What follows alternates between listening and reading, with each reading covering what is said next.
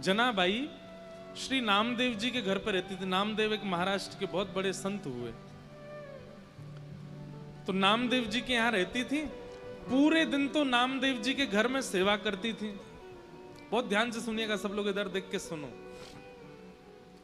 पूरे दिन तो नामदेव जी के यहां सेवा करती थी और शाम को नामदेव जी कीर्तन करते थे और उस कीर्तन में असंख्य वैष्णव नृत्य करते थे, लेकिन एकमात्र जनाबाई को ठाकुर जी दिखाई देते थे।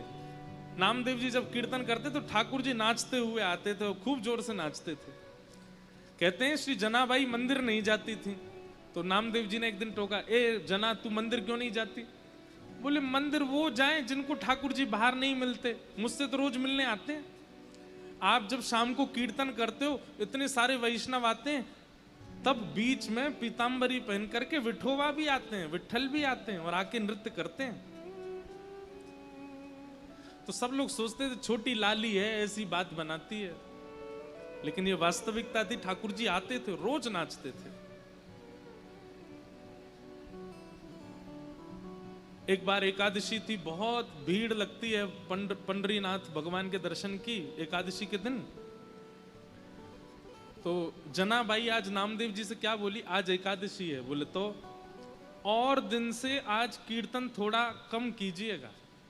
बोले क्यों? बोले आप कीर्तन करोगे, विठोबा आएंगे, वो सुबह से थके हुए हैं, और आप बहुत जोर जोर से कीर्तन करोगे तो वो नाचेंगे, और वो नाचेंगे तो पहले से थके हुए और थक जाएंगे।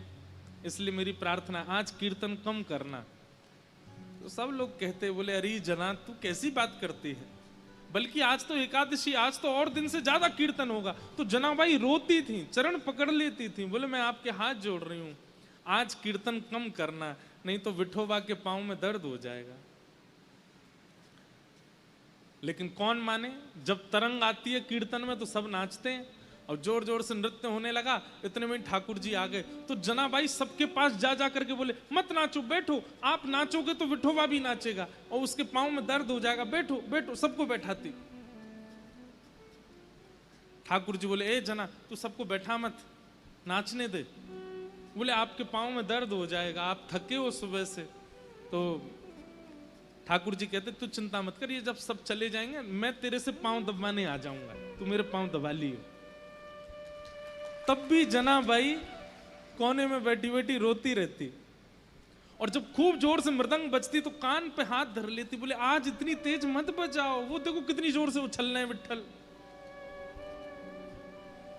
जब सब चले जाते, सब सो जाते, रोती रोती जनाबाई पुकारती कब आओगे, मुझे पांव दबाना है। तेल लेकर के बैठती, घी लेके बैठती। फिर ठाकुर जी आते रात को, और रात में जैसे ही ठाकुर जी आते जनाबाई की गोद में पांव धर देते, ले दबा ले। तो फिर जनाबाई ठाकुर जी के पांव दबाती, पांव में घी लगाती और फिर डांटती ठाकुर जी को, तुम मानते नहीं हो ना, मैं इतना मना करती हूँ आपको और उछल उछल के नाचते हो, इतनी जोर से नाचते हो। कुछ खाया आपने? ठाकुर जी बोले हाँ पूरन पूली खाई। अच्छा, और कल क्या खाया था आपने? बोले कल भी पूरन पोली खाई। और परसों क्या खाया? बोले परसों भी पूरन पोली खाई। जनाबाई बोली रोज पूरन पोली खाते हो? बोले मंदिर में यही बनता है, रोज एक सा ही प्रसाद बनता है। तो जनाबाई बोली मैं कुछ और बना के खिलाऊं? तो ठाकुर जी बोले बनाओ। तो जनाबाई बनाने लगी। ठाकुर जी बैठे थे तो जनाबाई बोली बैठने आए हो बस, मेरे छोटे छोटे हाथ हैं, मैं भी तो थक रही हूँ, चलो आओ मेरे साथ बनवाओ। तो ठाकुर जी सब्जी अमनिया कर रहे थे जनाबाई के साथ। ऐसी लीला करते कि चला रही है और पद गा रही है, और ठाकुर जी ऐसे हाथ की टेक लगा करके बढ़िया प्रेम से सुन रहे थे जनाबाई को। धीरे से बीच में ठाकुर जी उठे, बोले ये चक्की पीसना बंद कर, इसकी घर घर आवाज आ रही है ना, तो मुझे तेरे स्वर सुनाई नहीं दे रहे, इसको मत पीसे। तो जनाबाई बोली काम कैसे छोड़ दूंगी, काम तो पूरा करना पड़ेगा ना, और इतना ही तुमको सुनने का मन है, चलो हाथ लगाओ, तुम पीसो, मैं सुनाती हूँ।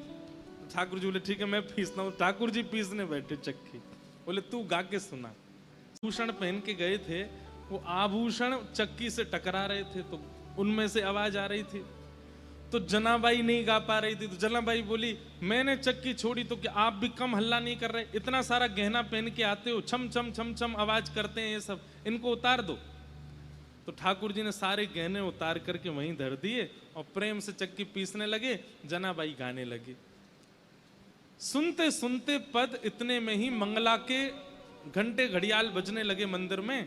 ठाकुर जी तुरंत उठे, अरे जना मंगला का समय हो गया, मैं दौड़ के जाता हूं, मंदिर में पुजारी आ जाएंगे। और ठाकुर जी दौड़ करके गए और मंदिर में जाके ठाड़े हो गए। लेकिन रात में जो गहने पहने थे वो वहीं छोड़े आए जनाबाई के यहाँ। कपाट जैसे सुबह खुले तो ठाकुर जी के श्री अंग पर एक भी गहना नहीं था। कपाट खुले, पुजारियों ने जैसे ही देखा ठाकुर जी को, पहले देखा आभूषण कहाँ गए, ठाकुर जी के आभूषण कौन चोरी कर ले गया। इतने में ही नामदेव जी मंगला का दर्शन करने आए थे, तो मंदिर में हलचल हो रही थी। नामदेव जी बोले क्या हो गया? बोले ठाकुर जी के आभूषण नहीं मिल रहे हैं, कोई चोरी कर ले गया है। तो जैसे ही देखने गए तो आभूषण नहीं देखे, तो वो बोले लेकिन ये सॉल मैंने कहीं देखी है, ये सॉल तो देखी देखी लग रही है, क्योंकि नामदेव जी के घर में जो काम करती जनाबाई उसी की सॉल थी। अचानक से अरे ये तो जनाबाई की सॉल है। पुजारियों ने जैसे सुना जनाबाई की सॉल, बोले महाराज क्षमा कीजिएगा, आपकी जना ही आई है और आकर के सब चोरी करके चली गई है ठाकुर जी का, हम उसे छोड़ेंगे नहीं। जनाबाई यहाँ चक्की पीस के सारा आटा इकट्ठा कर रही थी। इतने में सब पंडा पुजारी पहुंच गए और जनाबाई से जाके बोले, ए जना, तेने ठाकुर जी के आभूषण चुराए? अब जनाबाई कुछ बोलती उससे पहले तो पुजारियों को दिख गए कि चक्की के पास में सारे आभूषण रखे हैं। अब जनाबाई, अब ऐसी प्रेम की रीत है, अब जनाबाई क्या समझाए उनको कि पांडुरंग मेरे पास रात को आते हैं, मैं उनके पैर दबाती हूं, उनको गाना सुनाती हूं, कोई मानेगा उनकी बात? पुजारियों ने कहा यही चोरनी है, इसी ने चोरी की है, इससे कुछ पूछना नहीं है, इसका मुंह बांध दो और इसको सूली पर चढ़ा दो। और यही किया, मुख बांध दिया, एक शब्द नहीं सुना उनका, और तभी सूली तैयार करके जनाबाई को चढ़ाने लगे।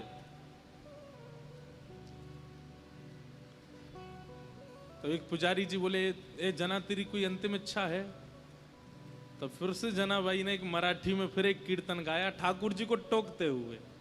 प्रेम के मार्ग में अगर आओ तो सोच समझ के आना, ये बहुत खेलते हैं।